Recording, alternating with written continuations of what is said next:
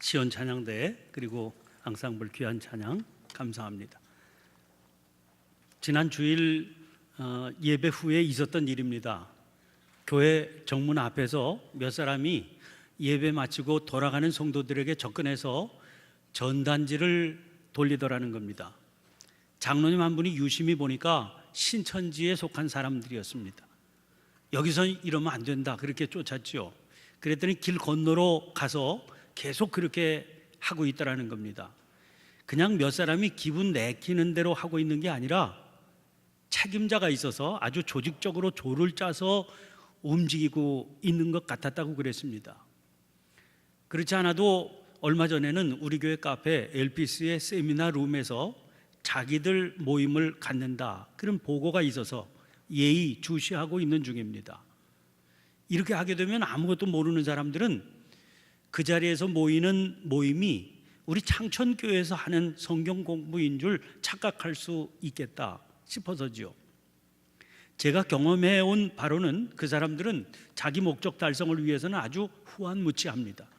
거짓말 밥 먹듯 하고 수단과 방법 가리지 않고 덤벼듭니다. 심지어 위협을 가하기도 하고 폭력을 행사하기도 합니다. 그러니까 무슨 뜻으로든 접촉 자체를 시작하지 말아야 됩니다. 공연에 말을 걸거나 걸거나 하면 시비가 붙게 되기 때문입니다. 그 사람들이 원하는 게 그거거든요. 소란해지면 세상의 주목을 받을 수 있기 때문이죠. 복음에 대해서 잘 모르는 교회 바깥의 사람들은 그런 일이 일어나면 무슨 교리적인 다툼이 벌어지는 줄로 그렇게 여기게 되는 겁니다. 그러니 맞서서 대적하는 건 결코 지혜로운 방법이 못 됩니다. 그러면 우리가 어떻게 대처하는 것이 옳겠습니까? 최선의 방법은 무시하는 겁니다. 사도행전 5장에서 우리들은 유대교 지도자들이 사도들을 핍박하는 장면을 만나게 됩니다. 그러나 그 핍박에도 사도들이 자기들의 뜻을 굽히지 않지요. 그때 백성들에게 존경받는 율법 교사 가말리엘이라고 하는 사람이 일어나서 여러 가지 사례를 들어가면서 유대교 지도자들에게 이런 충고를 했습니다. 38절 39절입니다. 이제 내가 너희에게 말하노니 이 사람들을 상관하지 말고 버려두라. 이 사상과 이 소행이 사람으로부터 났으면 무너질 것이요 만일 하나님께로부터 났으면 너희가 그들을 무너뜨릴 수 없겠고 도리어 하나님을 대적하는 자가 될까 하노라. 제가 신앙생활 해오는 길지 않은 시간을 되돌아보니까 그 사이에도 참 많은 이단들이 일어났었다 하는 걸 알게 됩니다. 여러분, 박태선 장로 전도관 기억하세요? 얼마나 굉장했습니까? 통계에 의하면 당시 전국 교인 수가 불과 200만 명 정도였을 그럴 때인데 무려 70만 명이 그를 쫓아갔습니다. 그 무리들의 열성이 얼마나 대단했습니까? 집 재산 다 처분해서 곳곳에 세워져 있는 신앙촌으로 들어가지 않았습니까? 그 박태선 문화에서 배운 자가 바로 지금 신천지의 이만입니다. 당시에는 그들이 이 땅의 교회를 금방이라도 다 집어삼킬 것 같았죠. 그런데 지금 어떻습니까? 아주 초라하고 미미한 흔적만 남아 있습니다. 우리가 무너뜨린 게 아닙니다. 저절로 무너진 겁니다. 통일교 또 어떻습니까? 제 목회 초기인 1970년대 초반에 이들이 한참 세력을 떨쳤을 때입니다. 농촌 젊은이 가운데 통일교로 들어오기만 하면 무조건 다 취직시켜준다. 큰 소리 떵떵 쳤습니다. 그들 때문에 교회가 기도는 많이 했지요. 맥콜이라고 거기서 만든 보리 음료가 한참 인기 끌 때는 통일교 제품 불매운동 한참 벌이기도 하지 않았습니까? 그러면 그쪽에서 그러면 너희들 자동차도 타지 말아라 그렇게 비웃었다고 그랬습니다. 왜냐하면 국산 자동차에 실려있는 트랜스미션이라고 하는 부품이 다 통일교 공장에서 나온 부품이었기 때문이지요. 세력이 그 정도였으니까 그들이 무대를 3개로 돌려서 수천 명 합동 결혼식 거창하게 열면 내노라 하는 매스컴들이 앞다투어서 취재하느라고 열을 올렸습니다. 그런데 지금 어떻게 됐습니까? 아직도 재산은 엄청난 것 같은데 그 많은 재산이 그들의 족쇄가 되고 있습니다. 문선명 아내와 아들들이 재산 싸움에 혈안이 되어 있습니다. 이미 신앙의 이름으로 사람들을 미혹하는 기능은 다 무너져 있다, 그렇게 봐야 됩니다. 대표적인 집단들이 다 그렇게 되지 않았습니까? 그 외에도 떠오르는 경우들이 또 있습니다. 1992년 10월 28일 날 휴거가 일어난다 그러면서 교회와 나라를 어지럽혔던 다미성교회 이장님 집단도 있었죠. 잊힐만 하면 다시 무리를 일으키곤 하는 구원파도 있습니다. 권신찬으로부터 시작해서 세월호로 이름을 떨친 유병헌 일당입니다. 한참 세력을 떨치던 시대에는 그들로 인해서 교회가 다 무너질 것 같아 보였지만 얼마 가지 않아서 스스로 다 무너졌습니다. 그들의 아류인 박옥수라고 하는 사람이 아직도 기쁜 소식 선교회라고 하는 이름을 달고 나름대로 열심히 활동하고 있기는 합니다. 그러나 재벌은 어디 갑니까? 그쪽에서도 반사회적이고 비윤리적인 행태들로 인해서 자주 시끄러운 소리가 들려오고 있습니다. 그러니까 가만히 살펴보세요. 교회가 직접 그들을 무너뜨린 적이 없습니다. 저절로 무너졌습니다. 가말리엘의 말 그대로 이 사상과 이 소행이 사람으로부터 났으면 무너지게 되는 겁니다. 그러니 걱정하지 말고 상관하지 말고 버려두면 됩니다. 얼마 가지 않아서 다 무너지게 되는 거예요. 복음에 뿌리를 두고 있지 않으면 그렇게 될 수밖에 없는 겁니다. 그런데 마음 편히 스스로 무너질 때까지 기다린다 하는 일이 이게 쉽지가 않습니다. 왜냐하면 사람들이 자꾸 미혹을 받아서 걸려 넘어지기 때문입니다. 그래서 나가서 싸우고 공격해서 무너뜨려야 될 것 같은 조바심이 나는 겁니다. 사실은 이런 조바심 자체가 하나님의 다스리심을 믿지 못하는 일 아니겠습니까? 그러다가 결국은 일을 그르치게 만들 겁니다. 그렇지만 답답한 마음에 묻게 되지요. 아니, 사람들은 왜 이런 무리에게 미혹을 당하는 그런 어리석음을 범하게 되는 걸까? 여기에 관해서 이 문제를 연구하는 많은 학자들이 공통적으로 주목하고 있는 그런 특징이 있습니다. 대부분의 이단들이 교회 안에서 발생된다는 겁니다.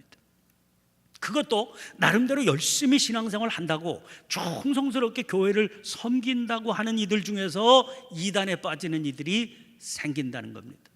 그러면 그 이유는 또 뭐겠습니까? 노길명 교수는 그 이유가 기존 종교의 결함 때문이다, 잘라서 말합니다. 사회 병리적인 현상이 기성 종교에 그대로 반영되어서 나타난 상황이다 하는 거지요. 그가 말한 사회적 병리 현상이란 물량주의, 업적주의, 개인주의, 경쟁주의, 권위주의 이런 것들입니다.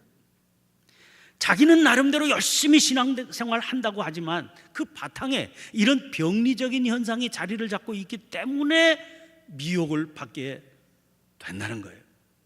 여기서 뭘 알 수 있습니까? 미혹하는 이단의 역사를 물리치려면 그들과 대적해서 싸우는 것보다 더 필요하고 더 시급한 일이 우리에게 있다는 겁니다. 그것은 스스로 미혹을 당하지 않도록 바른 믿음 위에 서기를 힘써야 된다는 겁니다. 이런 이야기가 있습니다. 새가 공중에서 날아가는 거 우리가 어떻게 하겠습니까? 그러나 그 새가 내 머리에 둥지를 틀지 못하게는 할 수 있는 겁니다. 또 요새 감기가 유행한다, 겁낼 필요 없어요. 그런다고 다 사람들이 감기에 걸리지는 않는 거지요.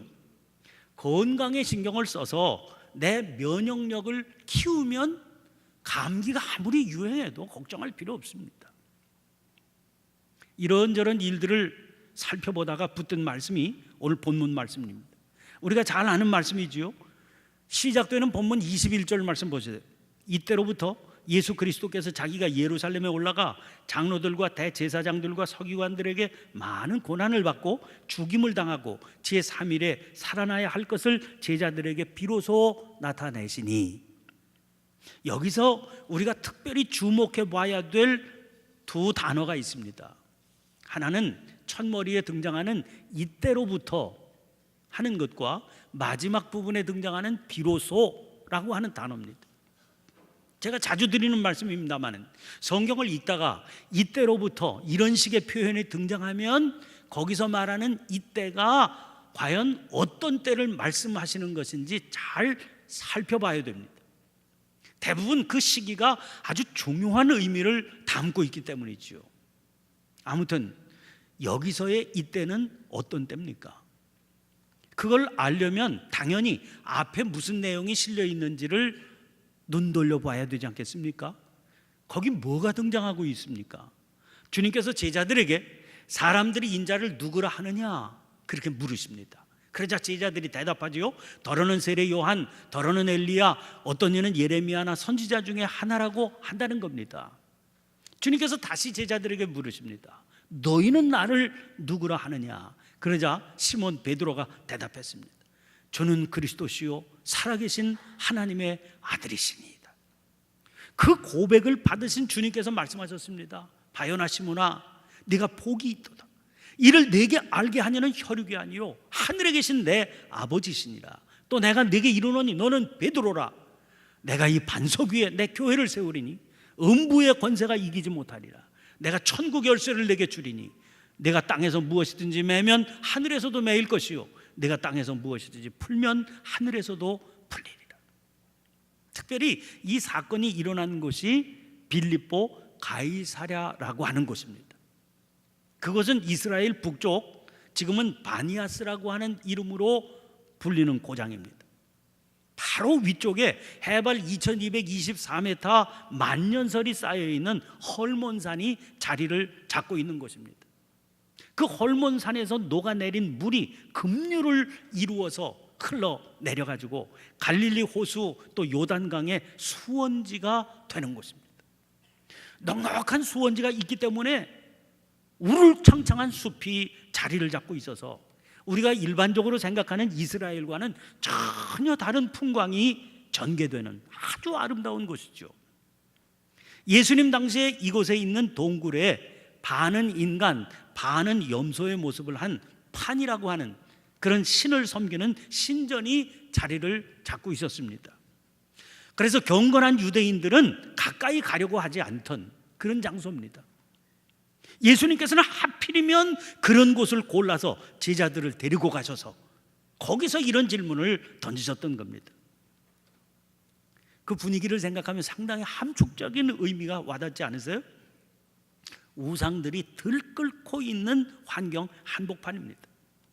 사람들이 그저 자기 생각대로 이렇게도 해석하고 저렇게도 받아들이는 당신에 대해서 제자들에게 물으신 거지요. 너희들은 뭐라고 그러느냐? 그런데 베드로가 흔들림 없이 의연하게 바른 고백을 드린 겁니다. 저는 그리스도시요 살아계신 하나님의 아들이시라고 하는 고백입니다.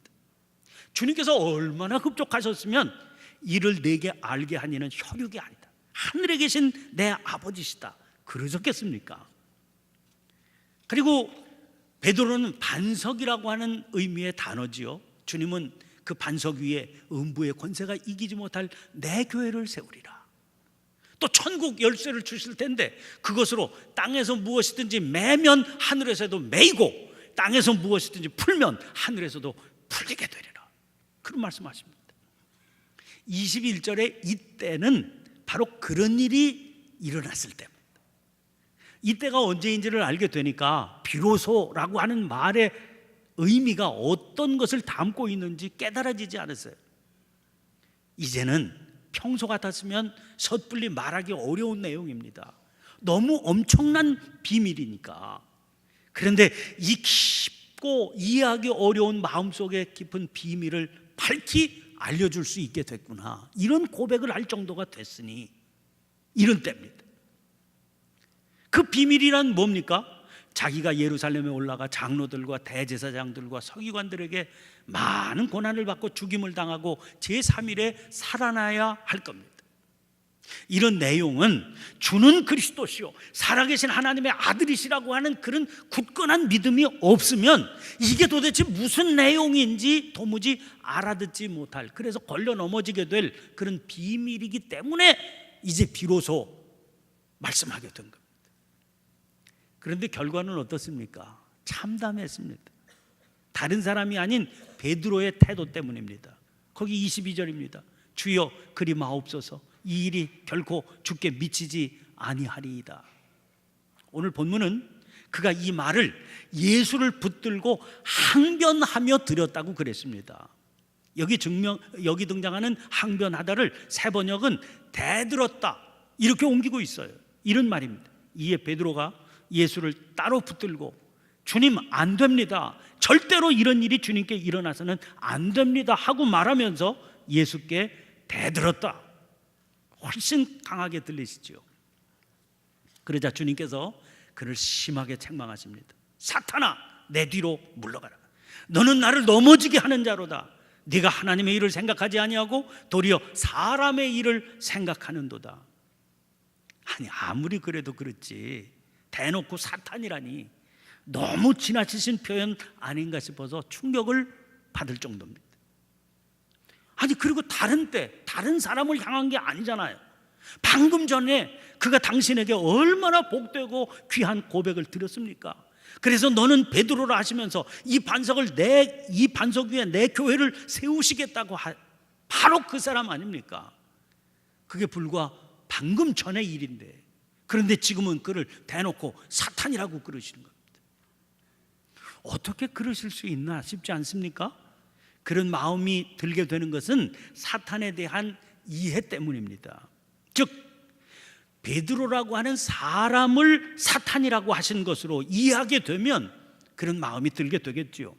그런데 그렇게 이해하게 되면 참 곤란한 장면을 금방 만나게 됩니다. 오늘 본문의 사건 바로 다음에 등장하는 장면 때문이지요. 17장 1절입니다. 엿새 후에 예수께서 베드로와 야고보와 그 형제 요한을 데리시고 따로 높은 산에 올라가셨더니, 거기도 시간이 나와 있지요. 엿새 후에. 그러니까 이 일이 불과 엿새 전에 있었던 일인데, 아니 사탄이라고 말씀하신 그 베드로를 데리고 변화산 위에 올라가셔서 당신의 정체를 알려주셨다는 겁니다. 뭘 알 수 있어요? 주님께서 여기서 베드로를 향해서 사탄이다 하신 것으로 받아들여서는 안 된다는 것을 알 수 있습니다. 그럼 예수님께서 사탄 데리고 변화산에 올라가신 꼴이 되는 것 아닙니까? 여기서 주님께서 사탄이라고 하신 것은 베드로라고 하는 자연인 어떤 존재가 아니라 지금 그를 지배하고 있는 어떤 마음의 경향을 말씀하신 겁니다. 그러면 그 마음의 경향이 어떤 겁니까? 그것은 하나님의 일을 생각하지 아니하고 도리어 사람의 일을 생각하는 거지요. 그것은 주님을 넘어지게 만드는 일입니다. 즉 하나님의 역사하심에 대적하는 그런 일이 되는 겁니다. 사실 주님께서 사탄아 물러가라 이 말씀을 하신 것은 이때가 처음이 아닙니다. 이미 4장에서 등장한 적이 있기 때문입니다. 거기서는 예수님께서 세례를 받으신 후에 광야에서 시험을 받으셨는데 모두 3가지 시험 가운데 마지막 시험을 받으셨을 때지요. 마귀가 주님을 지극히 높은 산 위로 데리고 가서 천하 만국과 그 영광을 보이시면서 유혹했습니다. 만일 내게 엎드려 경배하면 이 모든 것을 내게 주리라. 그러자 주님께서 말씀하시지 않았습니까? 사탄아 물러가라, 기록되었을 때 주 너의 하나님께 경배하고 다만 그를 섬기라 하였느니라. 이 마지막 시험의 내용이 뭡니까? 이 모든 것, 그러니까 천하 만국과 그 영광을 차지하기 위해서 자기에게, 사탄에게, 마귀에게 경배하라는 겁니다. 이 마귀의 유혹을 주님께서는 하나님을 경배하고 다만 그를 섬기라 그 말씀으로 물리치시는 겁니다. 사탄아 물러가라, 동일한 외침은 베드로가 흔들려 넘어지게 된 유혹도 내면적으로는 이와 다르지 않다 하는 것을 알려줍니다. 그게 무슨 말일까요? 베드로의 경우에는 자기가 무슨 영광을 받겠다, 그건 아니었습니다. 주님께서 말도 안 되는 고난과 죽임을 당하게 되시리라 어처구니 없는 그런 예언을 듣고 그 내용에 대해서 항변했을 뿐입니다. 그 엄청난 차이가 있어 보이지요. 그러나 주님은 2가지 경우를 같은 시선으로 바라보고 계시는 거예요. 천하만국의 영광을 누리기 위해서 마귀에게 절하는 거나 주님께서 억울한 고난을 받으시고 죽임을 당하게 되시는 일은 결단코 일어나서는 안 된다는 부르짖음, 이 두 가지가 같은 맥락에서 일어난 일이라 이렇게 보시는 겁니다. 아무런 연결도 찾아보기 어려운 일 같은데도 주님은 그렇다고 해석하십니다. 그러면 이 두 사건에서 우리는 도대체 무슨 연결점을 찾아볼 수 있겠습니까? 요즘 새벽 기도회 시간에 우리 교회에서는 이사야서를 읽고 있습니다.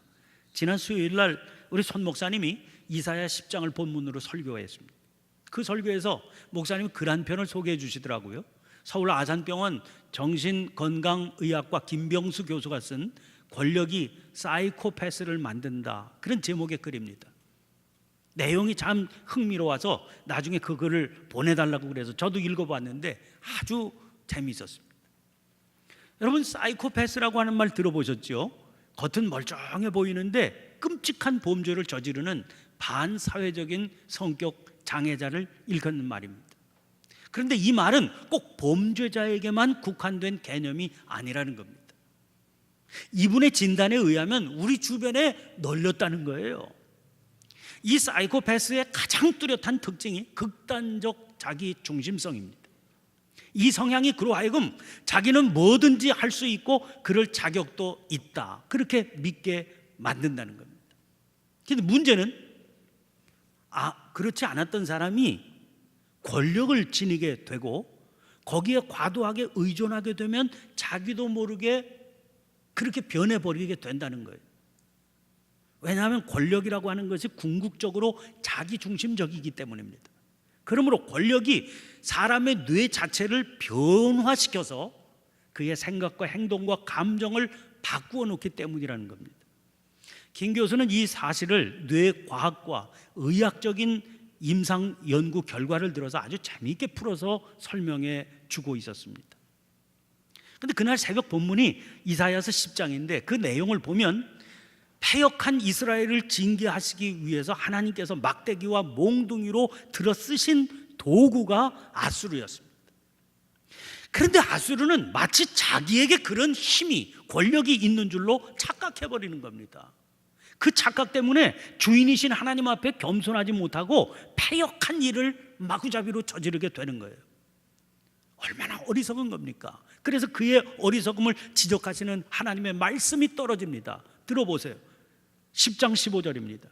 도끼가 어찌 찍는 자에게 스스로 자랑하겠으며 톱이 어찌 켜는 자에게 스스로 큰 채 하겠느냐. 이는 막대기가 자기를 드는 자를 움직이려 하며 몽둥이가 나무 아닌 사람을 들려 함과 같음이로다.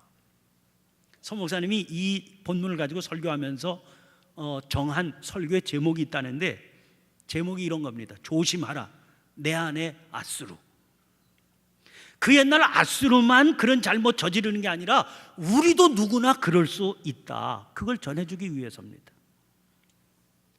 여러분, 그런 깨달음을 가지고 오늘 본문을 다시 보세요. 베드로는 지금 자기 생애의 정점에 올라 있는 것 같아 보입니다. 주님께서 그를 반석이라고 하시죠. 그 위에 당신의 교회를 세우시겠다는 것 아닙니까? 그 교회는 음부의 권세를 이기지 못하리라는 것. 그리고 천국 열쇠를 주리니 땅에서 무엇인지 매면 하늘에서도 매게 되고 땅에서 무엇이든지 풀면 하늘에서도 풀리리라는 거예요. 이 선언은 사실은 자연인 베드로에게 주신 선언이라고 볼 수가 없습니다. 베드로가 드렸던 그 믿음의 고백 위에 허락하신 선언이지요. 그렇기 때문에 이를 내게 알게 하니는 혈육이 아니요 하늘에 계신 내 아버지라고 분명히 말씀하신 게 아니겠습니까? 그러므로 베드로는 자기 스스로 이 믿음의 고백, 주는 그리스도시요 살아계신 하나님의 아들이시라고 하는 사실을 더 철저히 붙들어야 했던 겁니다. 그런데 베드로의 모습 보세요. 그리스도이신 살아계신 하나님의 아드님께서 당신이 스스로 예루살렘에 올라가 많은 고난받고 죽임당하고 3일 만에 살아나야 한다 선포하시지 않습니까? 그의 고백이 진실한 것이었다면 그의 태도는 어떤 것이어야 됐겠습니까? 주의 종은 하시는 말씀이 무슨 말씀인지 가늠키조차 어렵습니다. 그러나 아멘, 주님 뜻대로 이루어지이다, 이랬어야만 되는 것 아닙니까? 그런데 그는 주님을 붙들고 대들고 항변했습니다. 주여 그리 마옵소서, 이 일이 결코 주께 미치지 아니하리이다. 이런 그를 책망하시며 주님이 말씀하세요. 24절입니다. 예수께서 제자들에게 이르시되 누구든지 나를 따라 오려거든 자기를 부인하고 자기 십자가를 지고 나를 따를 것이니라. 사탄아 물러가라. 그 사탄이 어떤 겁니까? 부인해야 될 자기라고 하는 걸 일깨워 주시는 거죠. 그래서 이 구절을 유진 피터슨이 이렇게 번역해 놨습니다. 그러고 나서 다시 예수께서 제자들에게 말씀하셨다. 누구든지 나와 함께 가려면 내가 가는 길을 따라야 한다. 결정은 내가 한다. 너희가 하는 것이 아니다. 고난을 피해 달아나지 말고 오히려 고난을 끌어안아라. 결정은 내가 한다. 너희가 하는 것이 아니다. 참 의미심장하지 않습니까? 주님 스스로 마귀의 시험 앞에서 그런 자세로 이기셨던 겁니다. 그러나 베드로는 이 시험 앞에 무너져 버렸던 거지요. 무너진 베드로의 모습에서 스스로 주님의 제자라 일컫는 우리의 모습을 보게 됩니다. 우리는 얼마나 스스로의 판단과 결정을 앞세우면서 하나님께서도 당연히 내가 내린 그 판단과 결정에 따라주셔야 된다 강요하면서 살아가고 있는 것일까요? 그런 모습이 극단적으로 표출되는 것이 이단 아니던가요? 곳곳에서 그칠 줄 모르고 일어서서 들끓는 이단의 모습을 보며 우리 안에 있는 사탄의 정체를 보게 됩니다. 그런데도 주님은 그런 우리를 내치지 않으시고 변화산으로 이끄셔서 당신의 진정한 모습을 보여주십니다.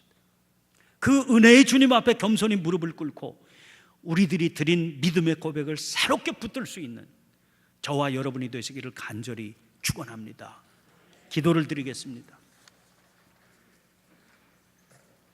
어지러운 세상 중에 기쁜 소리 들리네. 예수 말씀하시기를 믿는 자여 따르라. 세상 헛된 신과 영화 모두 내어버렸네. 예수 친히 하신 말씀 날 더 귀히 여겨라. 사랑이신 하나님, 어리석은 저희들은 저희들 스스로 드린 믿음의 고백 위에 서지 못하고 자기 스스로의 판단과 생각을 고집할 때가 많았습니다. 그것이 마치 주님을 위한 일인 양 착각하는 일도 허다했습니다. 그리하여 열심을 품고 주님을 섬긴다는 것이 오히려 이 시대의 영적인 혼란을 부추기는 경우까지도 있었습니다.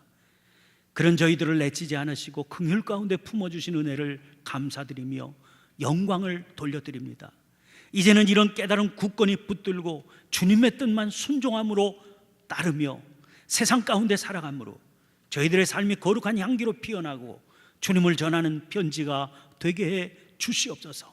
우리를 구원하신 주 예수님 이름으로 기도하옵나이다. 아멘. 아멘.